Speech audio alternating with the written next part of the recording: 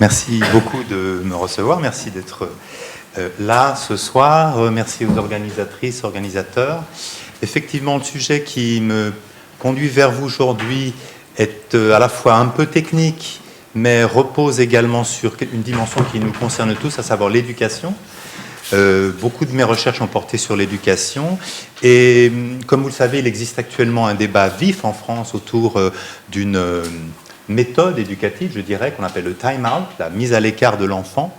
Et c'est un thème qui m'est cher parce que ce sont des choses que j'ai vécues, comme beaucoup d'entre vous peut-être, et j'ai été amené à voir au fond quels étaient les effets de ce genre de méthode sur ma psychologie, on va dire.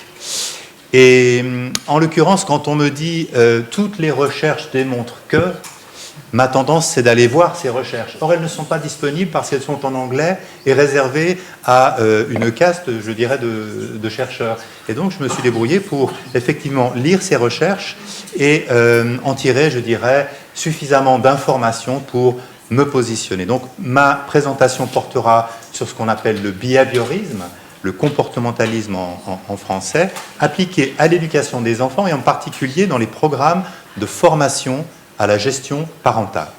L'un des outils populaires, je viens de le dire, c'est le fameux time-out, temps mort, retrait de l'attention des parents et l'isolement de l'enfant dans la chambre sur une chaise ou dans un coin. Va au coin, hein, ça c'est le time-out. Et aujourd'hui, dans notre pays notamment, mais pas seulement, la nocivité, voire même l'efficacité de cette mesure est largement débattue, voire contestée. Je vais donc revenir dans cette présentation rapidement sur l'histoire du comportementalisme, sur ses fondements théoriques. J'aborderai les effets secondaires du time-out, tels qu'on les connaît aujourd'hui, l'évolution de ce qu'on appelle son acceptabilité sociale, est-ce qu'on est d'accord ou pas, est-ce que les gens sont d'accord ou pas, donc là il y a un débat, je dirais, relativement tendu. Et effectivement, je suis allé voir une centaine de ces études comportementales qui remontent à plus de 60 ans pour certaines. Et mon étude a été publiée dans un journal à comité de lecture, donc The Journal of Psychohistory. Alors, deux mots sur la psychohistoire, puisque je viens de le dire et que tu le mentionnais très généreusement. La psychohistoire, c'est une discipline qui allie donc effectivement la psychologie, voire la psychanalyse avec l'histoire, essayer de comprendre au fait, dans l'histoire de l'humanité, quels sont les... On n'entend pas à distance, bien dans le micro. Très bien. Donc, quelles sont les motivations des humains aujourd'hui, mais aussi par le passé. L'articulation de ma présentation, ce sera tout d'abord un bref historique des expériences menées sur les enfants. Nous verrons que l'attention de l'adulte est utilisée comme un renforcement dans le contrôle de leur comportement. Donc on a vraiment la notion de contrôle qui est carrément obsessionnelle, semble-t-il. L'enfant est perçu comme un tyran potentiel, un délinquant en puissance, donc quelqu'un qui vraisemblablement va mal tourner. Hein. On va se tourner ensuite vers les répercussions des enfants, pour les enfants de ce fameux time-out, de cet isolement. On verra tous les efforts déployés par les comportementalistes pour répondre à ce qu'on appelle l'acceptabilité sociale, en fait, rassurer les parents, hein, vous ne faites pas de mal à vos enfants, au contraire. Enfin, nous aborderons donc l'importance primordiale d'aider les enfants, peut-être à gérer leurs émotions, plutôt que de leur imposer donc l'isolement. Alors, pour illustrer que ce jargon comportementaliste, finalement, est très répandu aujourd'hui, voici un court dialogue tiré d'une série de Netflix, Designated Survivor, et ici assise à Washington avec son mari, le futur président désigné des États-Unis, je vous passe le scénario, Alex Kirkman, la dame ici, parle au téléphone avec sa fille, Penny, qui se trouve à des kilomètres, qui ne veut pas dormir, et voilà la traduction de ce dialogue. Non, ce n'est pas un quiproquo, c'est « fais ce que je te dis quand je le dis, sinon tu en subis les conséquences ». Donc, ces quelques mots, subir les conséquences, en fait, illustrent bien l'évolution de l'éducation des enfants depuis une centaine d'années.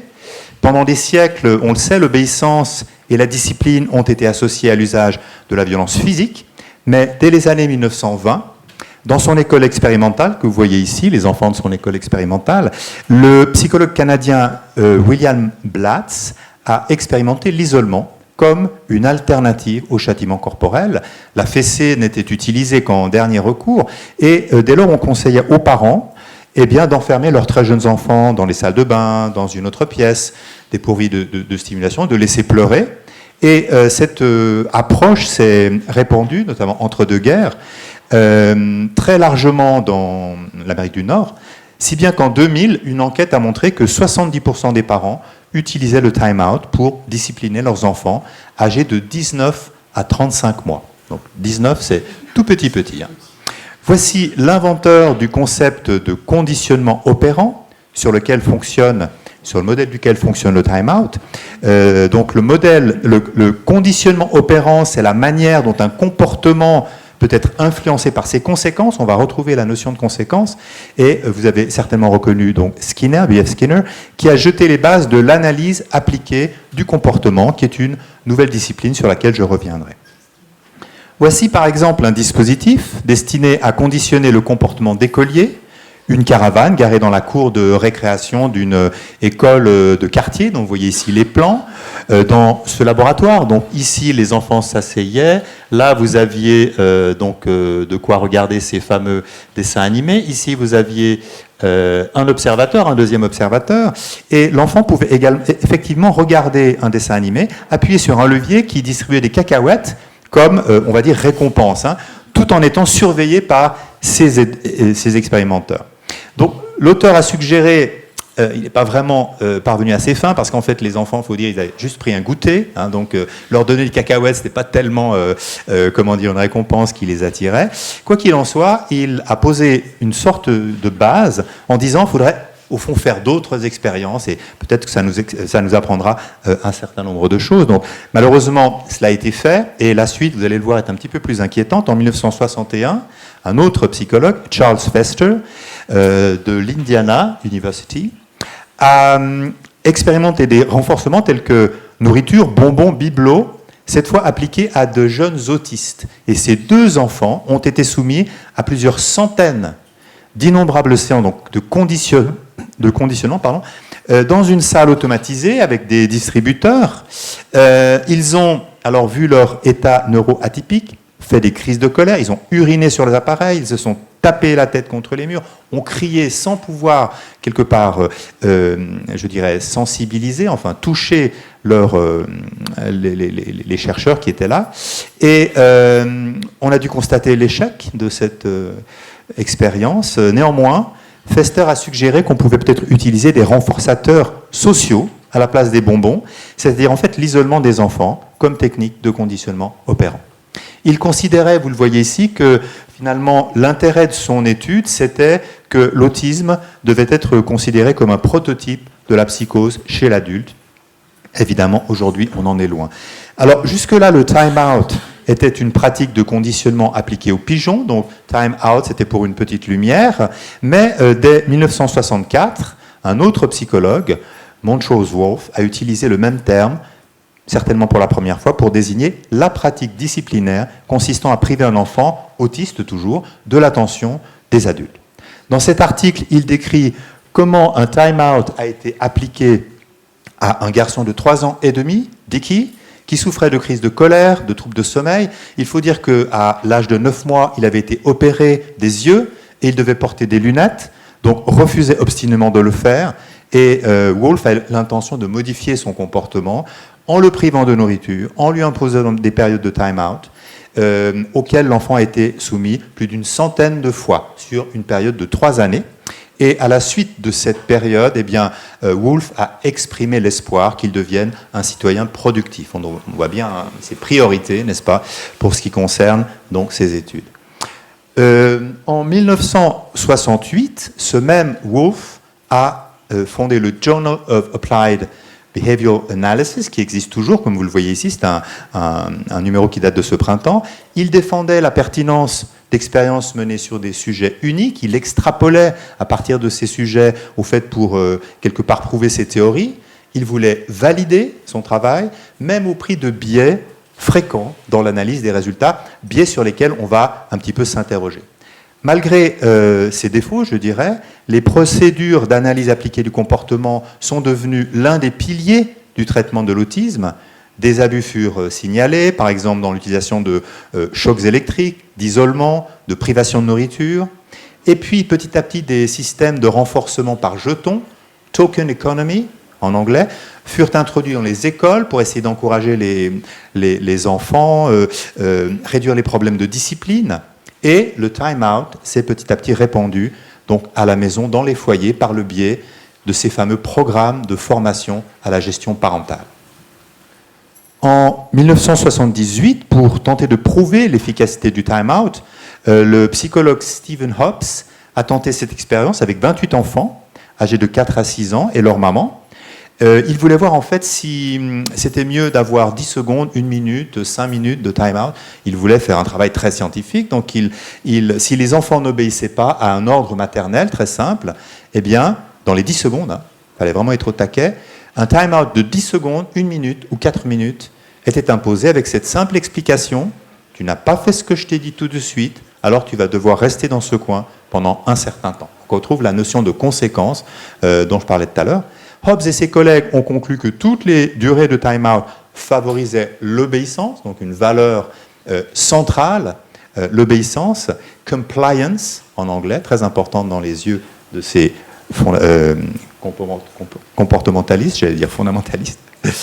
Au début des années 1980, ces mêmes comportementalistes ont cherché à impliquer davantage les parents dans la mise en œuvre de leurs procédures. Donc, qu'ont-ils fait ? Eh bien, ils leur ont proposé des rapports quotidiens à remplir, à cocher, sur les comportements des enfants. Et tout cela, donc, dans les familles. Vous en voyez un exemple ici en anglais. Il y en a en français. Il y a l'équivalent en français aujourd'hui. Ces résultats ont été ensuite quantifiés, ramenés à 4 ratios de comportements problématiques chez les enfants, plus ou moins agressifs, plus ou moins immatures, plus ou moins non socialisés, plus ou moins revanchards. Et les parents furent donc formés à interpréter les réactions de leurs enfants selon cette lecture. On leur a appris à ne pas se fier à leurs sentiments, à ne pas se fier à leurs émotions, à rester impassibles face à l'enfant qui hurle, qui crie. Et cette forme, bien entendu, d'endoctrinement a introduit ce qu'on appelle aujourd'hui un biais de confirmation. Donc vous voyez ce que vous avez projeté, que vous souhaitiez voir. Au fait, c'est le résultat de l'endoctrinement, on peut dire. Hein.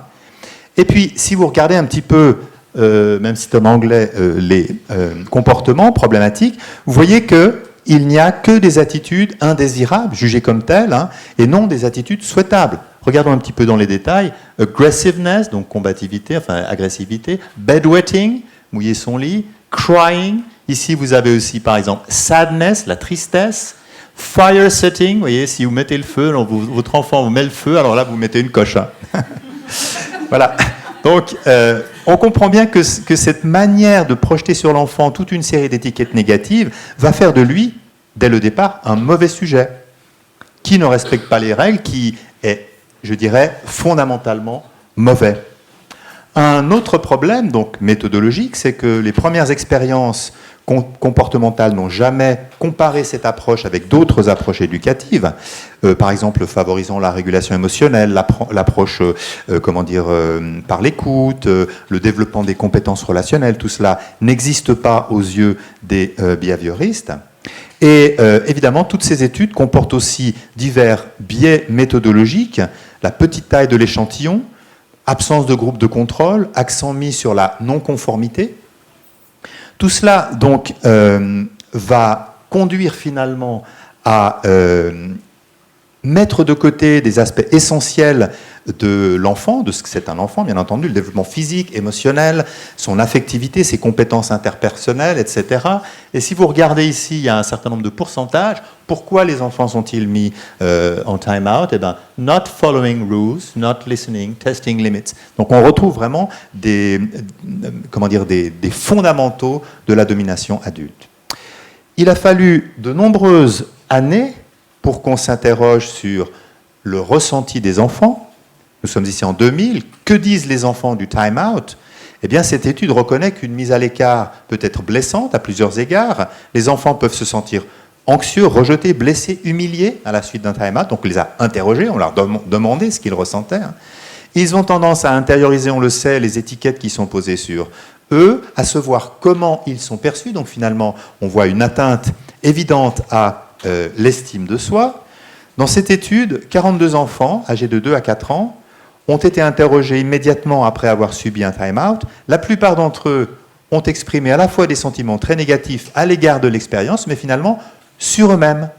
Cette atteinte à l'estime de soi s'est manifestée dans le fait qu'ils se sont sentis seuls, mal aimés, négligés par leurs professeurs, voire par leurs camarades, et moins de la moitié d'entre eux se souvenaient de la raison pour laquelle ils avaient été mis en isolement. Ils étaient par la suite susceptibles de se replier sur eux-mêmes, d'adopter d'autres comportements agressifs ou de méfiance à l'égard des adultes, et les conclusions des auteurs donc, furent les suivantes, et je pense qu'elles sont importantes. Il semble que les conséquences du temps mort pour de nombreux jeunes enfants soient punitives plutôt qu'éducatives. On est vraiment dans une attitude de déni, une attitude punitive. Donc, j'aimerais mettre un peu l'accent sur un courant parallèle qui est celui de la psychologie de développement, qui a mis en évidence l'importance du contexte familial dans le développement de la régulation émotionnelle. Les réponses parentales qui ne soutiennent pas l'expression d'émotions négatives chez les enfants eh bien, sont corrélées à des conséquences néfastes pour l'enfant. En 2002, une étude portant sur 120 mères et leurs enfants a révélé que le soutien parental avait un impact important également sur la régulation émotionnelle, qui est mise en œuvre dans le cadre scolaire. Donc on voit bien l'importance, encore une fois, du contexte familial, car les enfants dont les familles expriment une affectivité positive ont des interactions avec leur père qui sont caractérisées par un comportement pro-social. On peut s'y attendre, mais là, nous avions donc la preuve par l'étude. Enfin, en 2007, une revue de plus d'une centaine d'études de psychologie du développement ont confirmé que le climat émotionnel de la famille, le style parental, les relations d'attachement, l'expressivité de la famille, tout cela étaient des facteurs qui influencent positivement la capacité des enfants à réguler leurs émotions. Et une remarque a été faite, à mon avis, très pertinente dans ce débat. Les réactions négatives des parents aux émotions de leurs enfants sont associées à une faible qualité du fonctionnement social et à difficulté de régulation émotionnelle.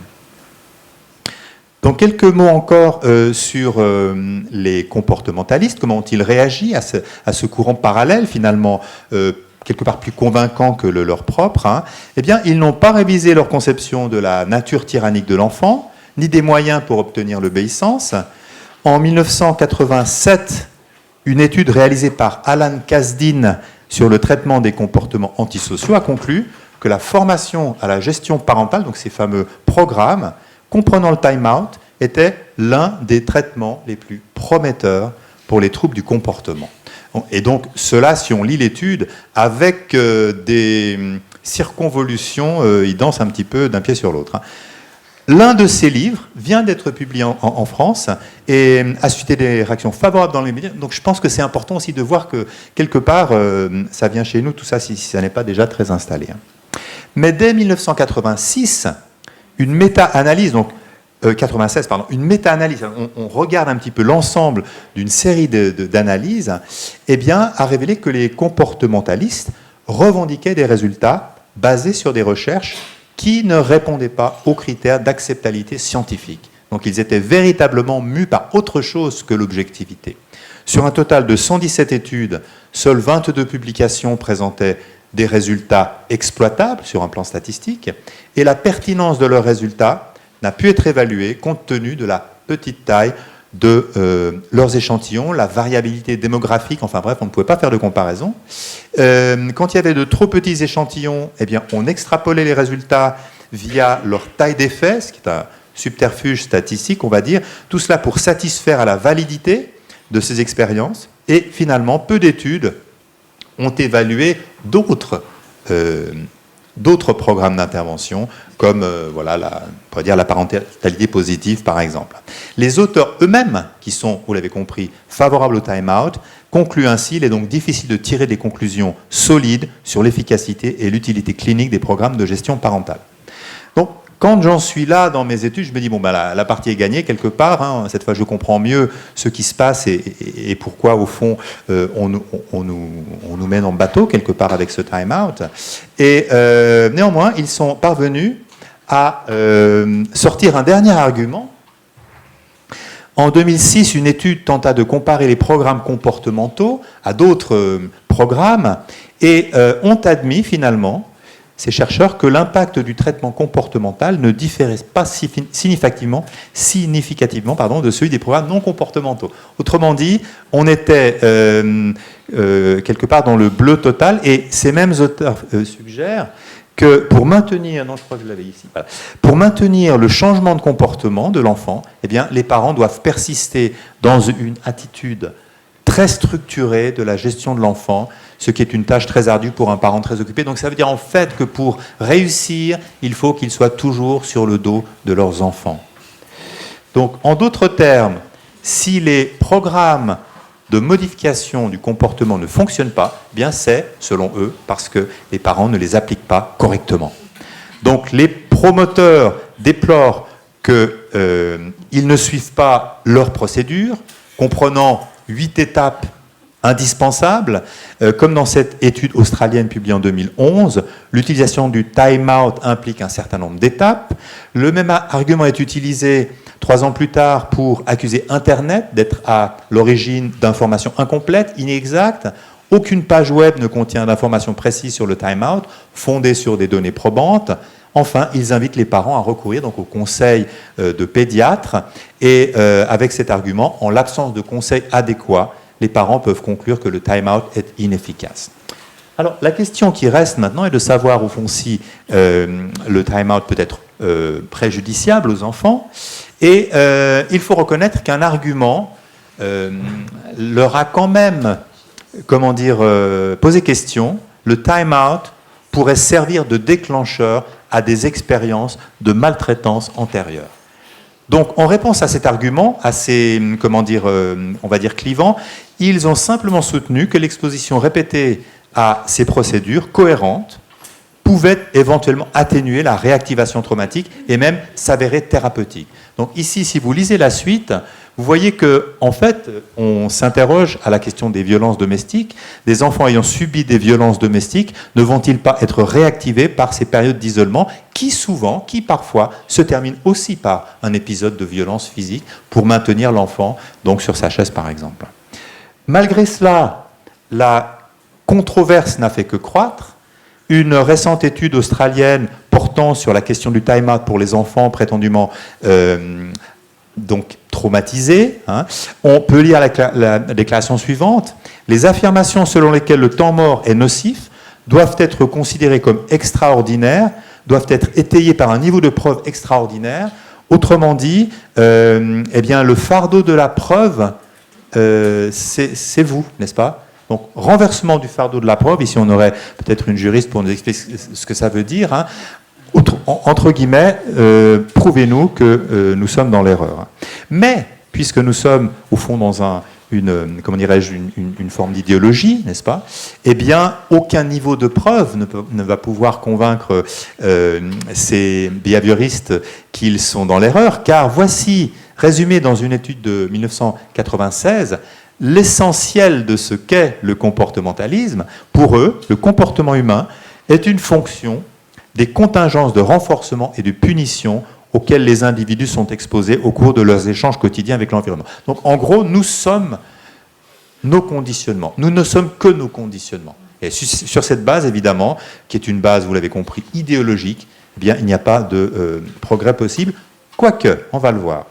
Alors, le débat sur l'ostracisme et sur les expériences négatives de l'enfance, donc Adverse Childhood Experiences, ACEs, va faire un petit peu bouger les lignes, et il est né au tournant du millénaire. Cette première étude en 2003, une étude de neuroimagerie menée par Naomi Eisenberger de UCLA, a montré que les bases cérébrales de la douleur sociale sont similaires à celles de la douleur physique. Donc vous avez ici une image qui montre une plus grande activité nerveuse dans le cortex singulaire antérieur pendant l'exclusion, donc le time-out. L'image B indique une activité plus grande également dans le cortex préfrontal ventral droit, excusez les termes, mais quoi qu'il en soit, cela veut dire que c'est très négatif et que les sentiments négatifs des enfants exprimés à la suite de l'exclusion ont une base physiologique. D'accord ? Ça, c'est vraiment quelque chose qui a quand même marqué les esprits et qui tend bien sûr à démontrer une certaine nocivité pour leur équilibre psycho-affectif. Des études plus récentes sur l'effet de l'ostracisme, cette fois, c'est-à-dire le fait d'être exclu, ont confirmé que l'exclusion, aussi brève soit-elle, constitue une menace pour les besoins sociaux fondamentaux des êtres humains. Donc, rappelons que nous sommes des êtres sociaux, nous survivons grâce aux autres, nous nous soucions de savoir si nous sommes inclus ou rejetés par les autres. Et au final, l'étude originale donc, de ces ACEs, les expériences négatives de l'enfance, qui a été réalisée en 1995 et 1997, montre qu'une grande majorité, en l'occurrence des Américains, ont été victimes de ces expériences négatives, allant d'abus psychologiques, physiques, sexuels, ou allant avec le fait de vivre avec des parents toxicomanes ou alcooliques. Donc en gros que nous avons énormément de personnes susceptibles d'être réactivées dans leur traumatisme. D'accord ? Et ces premières études ont montré qu'il y avait une corrélation entre l'ampleur de leur exposition aux abus et la gravité de leur état de santé. Donc, ça n'est que très récemment qu'un comportementaliste qui a écrit dans le Journal of Applied Behavioral Analysis, donc le journal qui a été fondé en 1968, eh bien, il a écrit un avertissement à l'égard de ses collègues. Il a dit ceci: notre discipline n'a pas encore défini ce qu'implique le fait d'être informé sur les traumatismes. Donc ça veut dire Trauma-Informed Care. Si je suis informé sur les traumatismes, je vais faire en sorte que l'aide que je propose ne soit pas réactivante. Donc, nous devons, dit-il, éviter de retraumatiser les clients et reconnaître que de nombreux comportements peuvent être des moyens de s'adapter et de faire face à des expériences traumatisantes passées. Et entre vous et moi, cela me semble être un aveu tardif de mauvaise pratique, n'est-ce pas ? Alors, avant de laisser la place à la discussion, j'aimerais peut-être poser quelques questions. Les voici. Comment l'acceptation du time-out évolue-t-elle aujourd'hui, particulièrement en France ? On sait les débats extrêmement vifs avec certaines prises de position que je ne citerai pas. Est-ce encore une pratique répandue pour des personnes qui souffrent de troubles du spectre autistique ? Je ne sais pas s'il y a des personnes qui sont familières ici des techniques. J'ai eu quelques échos qui ne sont pas très encourageants. Quels effets sur les sentiments d'appartenance et d'estime de soi peut être attribué au time-out ? Et enfin, le time-out aide-t-il vraiment les enfants à réguler leurs options, comme ces supporters le préconisent, l'avancent. Donc voilà, je rappelle que toutes les sources utilisées pour cette présentation figurent sur cette longue étude que j'ai réalisée, que vous pouvez accéder ici par ce QR code. Et voilà, je voulais peut-être dire qu'il y a effectivement ici 2 ouvrages publiés dans les travaux de Regard Conscient. J'ai ici quelques flyers sur un séminaire que j'organise prochainement. Vous pouvez venir regarder et bien entendu poser toutes vos questions. Je vous remercie beaucoup de votre attention.